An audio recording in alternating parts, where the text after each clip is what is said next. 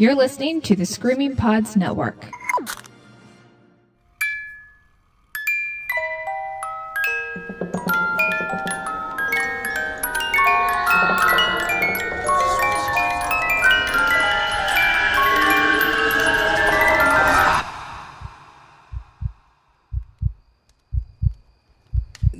The perfect place to observe how scary people can be is in the emergency room. Have you ever had to go to the emergency room? Oh, yeah.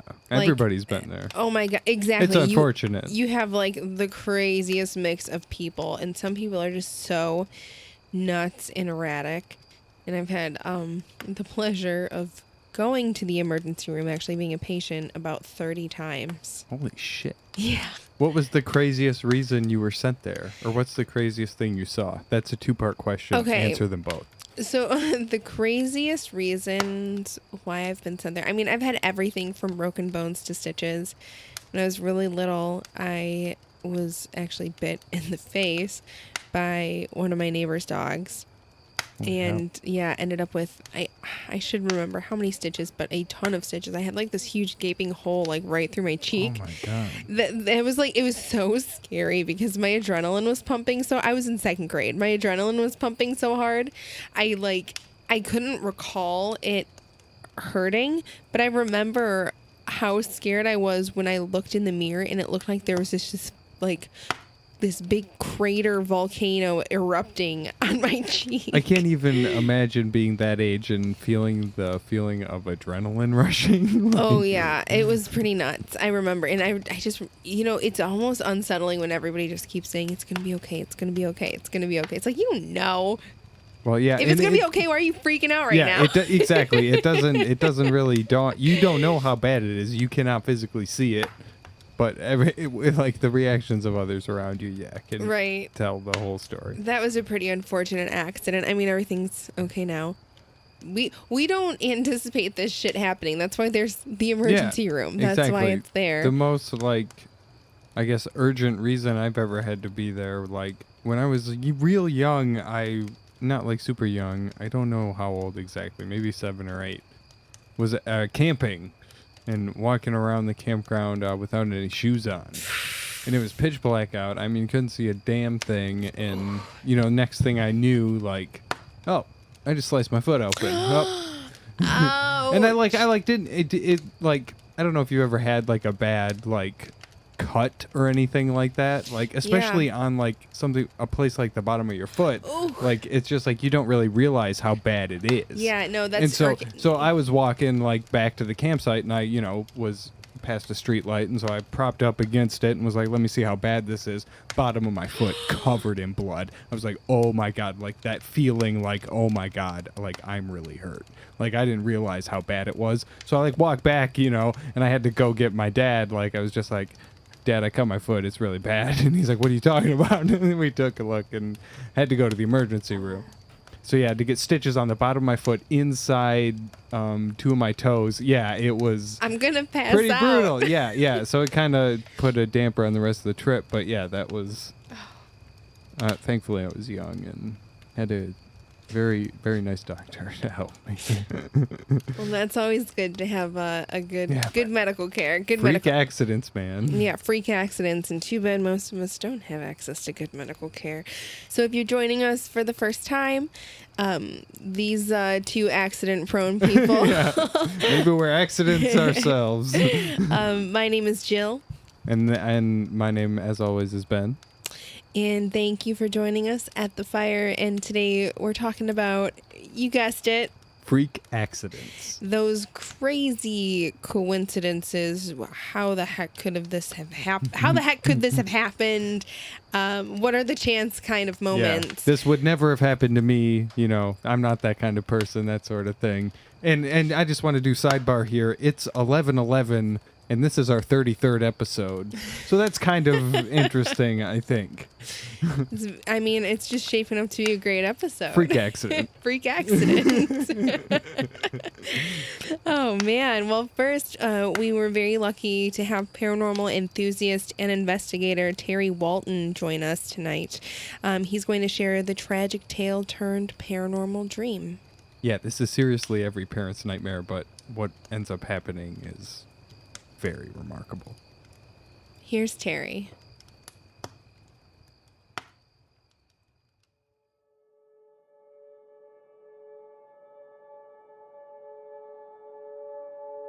My son, when he was 4 years old, in June of 2001, he was hit by a car. He had a traumatic brain injury, cracked his skull from the back clear to the front, broke both his femurs, his left tibia. He died on the scene. He wasn't breathing, no pulse. They did CPR and revived him enough to get him to the hospital, and he died 2 more times on the operating table. The neurologist, the neurosurgeon, whatever, the brain surgeon, told my wife and I to make arrangements. He wouldn't survive the night. And of course, when people have brain injuries, not only can they be in comas, they will keep them in comas while the brain heals. So there's no brain activity, so the brain doesn't swell. So he was in a coma for quite a while. What was really weird, we lived in Eugene, which is 120 miles south of Portland, Oregon. And he was in the hospital in Portland, Oregon. So we were staying at the Ronald McDonald House. Well, the night he came out of the coma, they finally told us to go take a nap because we hadn't slept. And I had a dream. I was up on this mountain overlooking a cliff, and there was this like red clay trail coming up. And here comes my son Joey, and he was in footy pajamas because he was only 4 at the time. And I go, "Oh no, you're going to fall off the mountain!" And he falls over and he lands on the ledge. And I jump down to get him, and then I wake up. I tell my wife this story. Nobody else. We go up to the thing. He's still in a coma. Nothing's changed. The hospital chaplain's there. She says, "Let's pray." We pray. And then she said something. She said, "I want to read from the Bible." And I don't remember the verse, but I remember what she said. The verse read, "When you fall off the mountain, the Lord will lift you up." And he came out of his coma that night.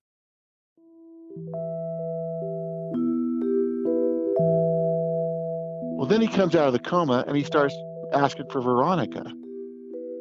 Where's Veronica? I mean, that's all he would talk about. Where's Veronica? I didn't know what he was talking about. So I asked the staff if there was a Veronica, that worked there. And they said no. I said, "Well, is there a volunteer? It's a pediatric ICU." No. So I asked him to describe her, and he said, "Well, she talked funny, and she always wore a blue dress with yellow flowers. She kind of had her hair up, and every time she came in, behind her, the whole room, the whole back door, the whole thing would light up real light. So it was really bright behind her, like, okay, that's weird." And he said, I said, "Well, what would she do?" And he goes, "Well, she'd come hold my hand, and she'd tell me she loved me and that I was going to be okay." I'm like, okay. I still had no idea what he's talking about. Little kids, he's in a coma. They hear things, I didn't know. Well, my father-in-law comes up, and I tell him he's looking for Veronica, and this is who she says she is. And then I watched the blood drain from his face. Veronica was his mother from Czechoslovakia, who died in the early 80s and was buried in a blue dress with yellow flowers, had a heavy accent. After that, from my wife's aunt, Anne, who still lived in New York, my father-in-law didn't know that he had an older brother who died in Czechoslovakia at age 4, who's also named Joseph Michael, just like our son. So I've always wondered if she came to make sure we didn't go through the same tragedy she did. I don't know. After that, we brought him home. He came home like the day before September 11th. That's how I always remember it, because I finally went back to work the next day that happened. But after that, we've always had, no matter where we live, we've had paranormal activity in our house. My mother-in-law had my son. She was, he couldn't walk because his legs were broken. And they heard my wife come in and start putting stuff away in the cupboards. And then, you could hear the cupboard doors open and shutting and everything. And they went out and she wasn't there. My father-in-law passed away years ago, and he was really close with my son. We got a call on her cell phone, and it sounded like somebody was in a tunnel, and there's a lot of static. And all we could hear was some man go, "You need to do something for him. You need to help him. You need to." And that's all we could hear. Like he was saying it, like through a long tunnel, and then it hang up, and then it called and did it again. And there was no number for it. I mean, the phone wasn't even like off hook. It just happened. So we decided, let's see if we can make contact and see what is. None of us feel scared. It doesn't come off with a negative vibe at all. We thought we'd just try to make contact. So my son asked, when did you die? And we have a male voice that says 1924. Like, okay. And that stuff happened. I mean, with him, it just seems to follow him. I think because he's died and come back, I think he's the path. For whatever reason, he either attracts them or the veil's thinner for him. And then ever since he's had that accident, they've just been nonstop.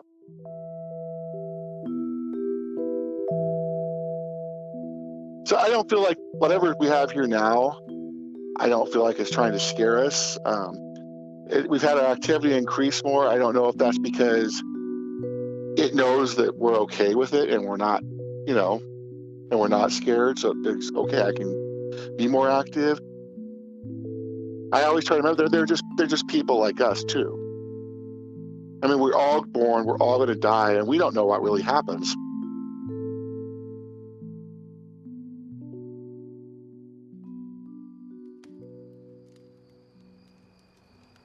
So Terry totally embraces these typically unwelcome visitors in the home. It's pretty crazy. I know. I mean, it's really wild talking to somebody like that, but he had such a traumatic and enlightening experience. Like, I don't know how you can, like, spin that any other way. Like, right. His kid died and something occurred. Times. He saw something. Presumably a dead relative he had no idea he had. I mean, that's a pretty, I don't want to say pretty common experience. Right. When people have near-death experiences. Right. That's what you hear about. You hear about them seeing their loved ones in the beyond, whatever that may be. And I think it kind of welcomed all of this energy to then travel with his family. It's just a natural everyday occurrence for them. Well, and I think I've mentioned this before, but my personal belief is, like, it's a personal thing. Yeah. Like, people have different sensitivities to this sort of thing. Right. And, like, him especially, like, this definitely turned something on. I don't know. Yeah. If anything at all. And Terry shared some of the experiences he's had in his home, and, he's had things thrown at him. Objects just moving on their own. Right. He's seen, like, body parts manifest in front of him, like women's legs walking. Everywhere they go, like, it's his son. We're thrilled to report that, his son is doing great, his family's doing great, and Terry actually extends a warm welcome to anybody who wants to discuss his story or wants to, connect with him and explore the possibilities of another realm together. So we'll have Terry's contact information up on our website. Yeah, thank you so much again, Terry, for sharing your story, and we're very glad your son's all right. Our next storyteller, Bernice, joins us at the fire to talk about one of everybody's worst nightmares come true. An idyllic night in ruined by the most random of occurrences. Take it away, Bernice. I have no animosity towards him for what happened. Like, I don't hate him, and I forgive him for what happened. I understand a little bit better of, like, what it was like being in his shoes and, like, 20, 21 years old and just doing something as innocent as hanging out with your friends one night.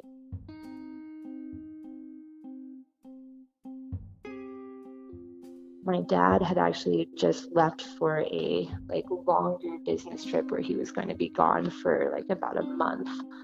And this was pretty regular, though. My dad traveled a lot for work, and so it was, quite often just me and my mom at home.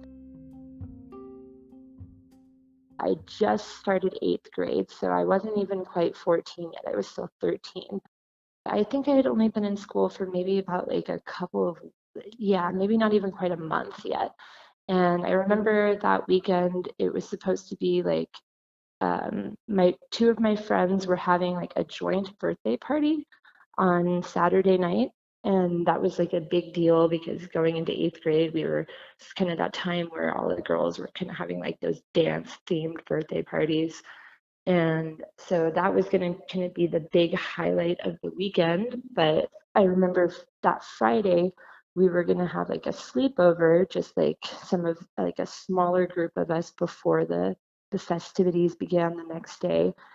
And there was a tropical storm coming in to town that weekend, and specifically that night.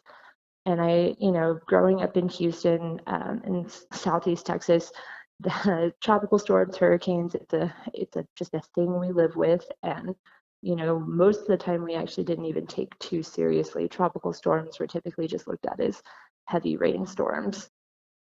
I remember right at the last second, my mom decided she didn't want me to go because like my dad being out of town, and for some reason she just like had this feeling and just told me she wanted me to stay in. And I remember we got into an argument about it, and I just felt that it was really unfair, thinking that like, I had gone out in weather like this before, and I just found her reasoning to be just rather unfair and not very, just didn't really make a lot of sense. But she did her best to try and like make it up to me, and like she had, offered to like go get pizza, and her being like a doctor health freak, pizza and ice cream and all of that was kind of a big deal for me to have for just like a weekend. So we did that and went to like Blockbuster, good old Blockbuster when that used to be around, and rented some movies. And I remember she let me pick out some for just like to watch by myself after she had gone to bed. So once we were kind of like settled in for the night, she went to bed around like 10, and so I like went back to my room and started to watch some of my own videos. Kind of like a big part of this story is the layout of our house. We lived in a very non-traditional style home. It was a house that was built in the kind of 1950, so kind of like the very beginning of that like post-modern architecture style. So kind of think like Frank Lloyd Wright falling water kind of style. So we lived like right next to a bayou, and it was like a split level home. My parents' bedroom was on the top floor, the second floor, and then my bedroom was all the way on the other side of the house, still on the first floor, like right off of our kitchen. And I remember like, we didn't have any windows in the front of our house. That's kind of one of the things that made our house look really unique, is that when you like pulled up to the front, you couldn't see any windows. But in the back, it was pretty much like floor to ceiling windows, just almost like an entire wall of glass that just like kind of wrapped around the entire back of our house. So when I remember kind of like, it was around like midnight, 12:30ish.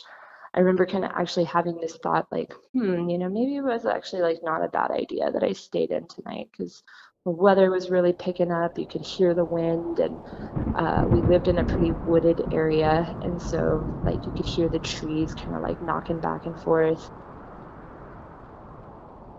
I had just started to fall asleep, and I remember looking at my clock, and this actually stands out very vividly in my mind, that the clock had just kind of rolled over past 1 and was like around like 1:15ish, and I fell asleep. And the next thing that I know, though, is I'm waking up and to this loud crash, and the sound, sounds like glass breaking, and it was very loud. And so I jump out of bed, and I like go running out of my room and through the kitchen, and like I see my mom coming out of her room kind of doing the same thing and running down the stairs. And she and I later like both realized we'd had the same thought. We both thought that like a tree had actually like fallen through our window, or like a branch or something. But it actually was when we got there, we realized there was a man.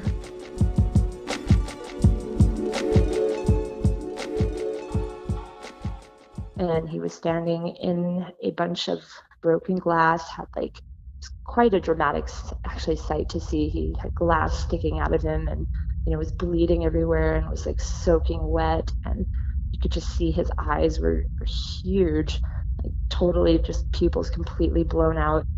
I remember there being just kind of this moment where all three of us were just staring at each other, like not doing anything. And then just kind of all at once, like all kind of like snap back into play. And he starts like freaking out and telling us that there's a person chasing him, and that, you know, he's been like running from this person for quite some time now, and he needs our help, and was begging us to call the police. So it was kind of one of those fortunate things where we didn't really have to like try to call the police because he was begging us to. I remember my mom goes to immediately grab her purse and like goes to our landline and goes in to actually grab the landline and call our neighborhood patrol. But the neighborhood patrol actually, you know, they don't have any real authority other than to just show up at the scene. They don't, and then call the real police. They don't actually have any authority to make any arrests or anything like that on their own. And knowing this, I actually decided to call the real police myself. So I called 911. She calls our neighborhood patrol. We get off the phones, and now it's just like this waiting game of what to do now. Like I was saying, being 13 at that time and being kind of sheltered, I didn't know he was high. I had no clue. My mom had put it together that he was obviously intoxicated in some form, but I hadn't figured that out. So I was just concerned that this man was literally being chased by somebody. And he was pretty young. He turns out he was actually in college. And so I'm seeing this like young guy who seriously looks freaked out and bleeding all over the place. So I'm concerned, but just trying to make sure he stops bleeding. And so I'm grabbing towels, and like my mom's like trying to grab my arm and keep me away from him. And I just don't understand why she's being this way. And he's not able to sit still. Like he just keeps like, he goes from sitting to standing back up to like pacing, and, you know, obviously very agitated, and like he's mumbling under his breath. And, you know, this kind of goes on. It seemed like it went on for a while, but it probably went on for a grand total of less than 10 minutes. And then the doorbell rings. It's our neighborhood patrol, but this sets him off. He thinks it's the person that had been chasing him, and he just flips out. And everything, after this point, everything happens very fast. I remember my mom makes him like move to step out of our kitchen to head towards our front door, and he like starts screaming and grabs me by my neck and puts me in this chokehold. You know, we find out later he had actually been on PCP, so he was actually very strong and had, you know, I remember kind of like, it almost felt like having this kind of out-of-body experience type thing where I was, you know, kind of like almost viewing this from the outside looking in. And he is dragging me through the house, still holding me very tightly by my neck and dragging me up the stairs. And my mom is like crying and begging him to please let me go. And, you know, she is torn between like moving to open the door or continue following him up the stairs. So she makes the move to finally go open the door. And she turns, and we had this alarm system. So pretty much like when it was armed, you couldn't open the door without disarming it first, otherwise it would go off. And so she opens the door, and I remember the alarm gets set off, and it's just blaring.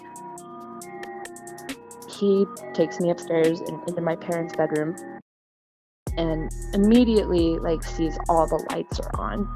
My parents had like every single light on in their room, the bedside, like the overhead lights, the lamps. And then they had this little garden outside of their, like directly off their bedroom. It was like the little Japanese garden. And they had little spotlights on out there.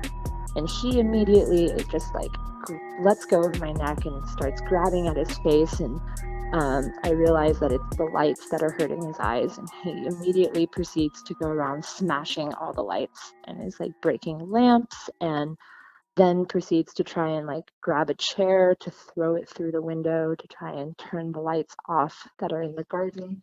And this kind of gives me my moment to kind of get out of his way. And I guess I found out later that the police, when we hadn't come to open the door right away, The police had already made their way around the back and had actually started to enter the house through the same hole in the window that he had originally created. I remember I kind of pushed myself out of his way and was starting to slowly try and crawl towards the door without him noticing too much. Like I was, I would see him turn his head and I would freeze and wait. And by this time I see that police are right outside the bedroom door, and one of them kind of beckons me, and I, make a dash really quickly. And so at this point in time, there's an officer that leads me down the stairs and outside, while the rest of the officers kind of storm into the bedroom to kind of get him to go ahead and arrest him. And I don't know necessarily what happened inside, but I did hear a struggle occur, and apparently he had put up a fight and had ended up being thrown onto the bed. And when they did eventually lead him out, I remember he sees me and lunges at me. It was probably the one moment where I actually felt like he didn't just look like a guy who was scared. He actually looked scary and dangerous. I was okay. I wasn't seriously injured. I ended up having a bruised windpipe, but that was pretty much it. It was pretty much the after effects that kind of really made this event resonate with me, I guess. We found out later that this guy was, a chemistry major at Rice University, which is a very prestigious university, and he had never done PCP before and was a good kid, never been in trouble in his life. Turns out that he had a group of friends that were also chemistry majors that they had started to kind of experiment with making their own drugs, PCP being one of them. And they had made PCP before, tried it before, but this was apparently his first time both making it and trying it. And, I ended up learning later that it was a very common, experience, when somebody starts to have a negative trip or a bad trip while on PCP, to hallucinate the sensation and anxiety of somebody chasing you. So they had apparently been driving around town that night after taking the drug, and they had pulled into a fast food restaurant and in the drive-thru, and he had started to get anxious and paranoid and was starting to trip out pretty badly, and asked to be let out of the car, and his friends let him out of the car, and he proceeded to run away, and they weren't able to find him apparently after that, because one of the things is when he was in our house, we noticed that he was barefoot. He had apparently been running all across the city around town barefoot. When I actually went off to college years later, right before I went to college, my mom actually gave me a letter that this guy had apparently written to me after everything had happened, just kind of sharing a little bit of his own experience with all of that. And it gave me this insight of getting to kind of see what it was like from his point of view, being in his early 20s, going through something like this. And at that age, I was 18, 19 now myself, going into college, and it became a kind of a surreal experience because I ended up having friends who became chemistry majors and actually started to do the same kind of thing of playing around with making some of their own drugs. So it kind of gave me this realization of just how easy it could be to end up in this guy's situation and in his position, and how it really doesn't take too much, to find yourself in a situation like that, where not just are you completely out of control in terms of your mind and your body because you're on a drug that's completely gone haywire, but also finding yourself committing a very serious crime like breaking and entering and then assault.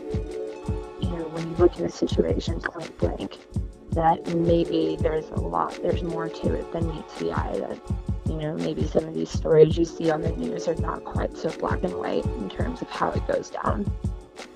When you hear it at face value, it sounds very much like, a very terrifying experience. And very much one of those kind of like almost PSAs for why you don't use drugs.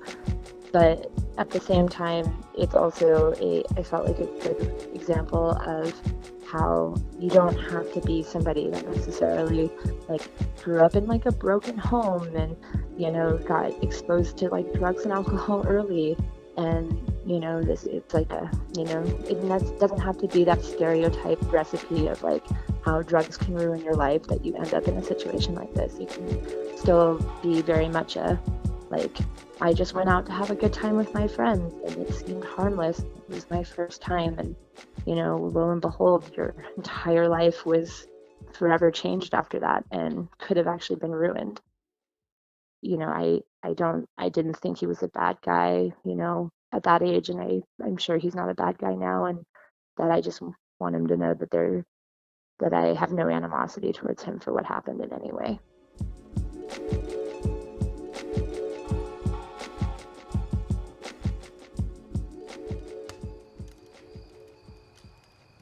I wouldn't say I really party much anymore, but as a guy who's like been kind of messed up beyond my wits before, like it's scary when you like don't know what you're doing.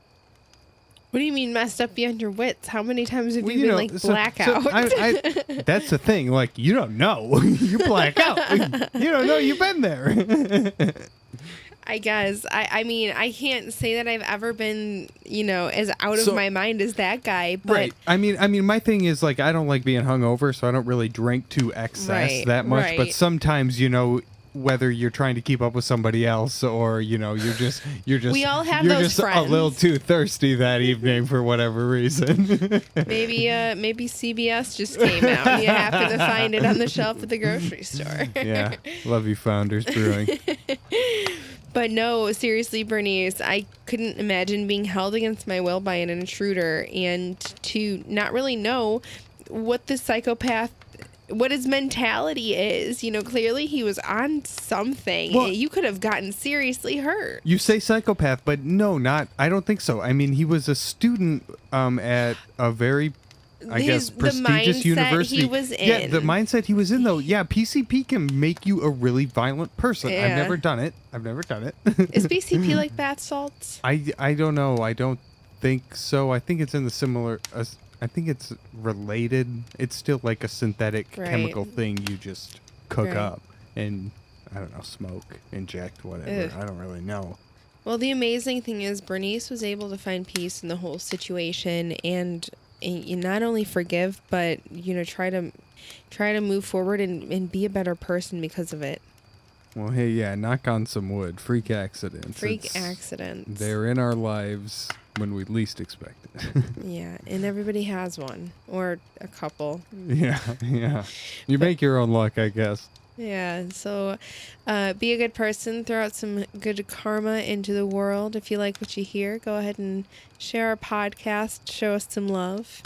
Yeah, rate and review on iTunes. That would really help us out. Maybe. I don't know. I think so. Just do it. Just give us some love. Just listen. Yeah. All you have to do is listen, really. Thank you again so much, Terry and Bernice. You guys are amazing. We welcome you back. Hopefully we're not welcoming you back to speak on any more freak accidents in your life, but love to have you guys on the show again. And you can submit your own story if you want to be like Terry and Bernice right on our website at thefire.com. Or you can follow us on Twitter @_the_fire.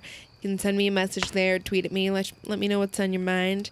Follow my personal Instagram account. Sometimes I post some fun things on about the podcast. Red Hot Jilly Pepper, and that's Jilly with one L. Yeah.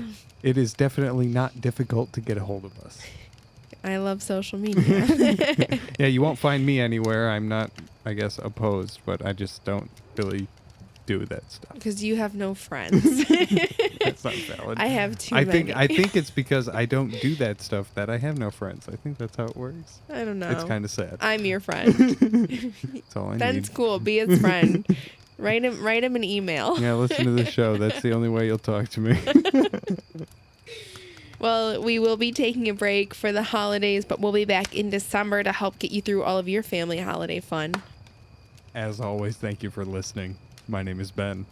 And this is Jill Thank you for joining us. at the fire.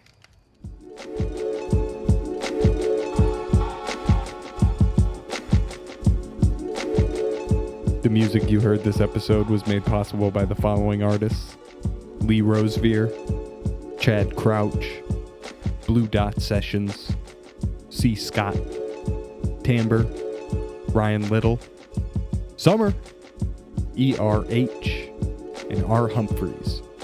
You can find their music and more on freemusicarchive.org and freesound.org.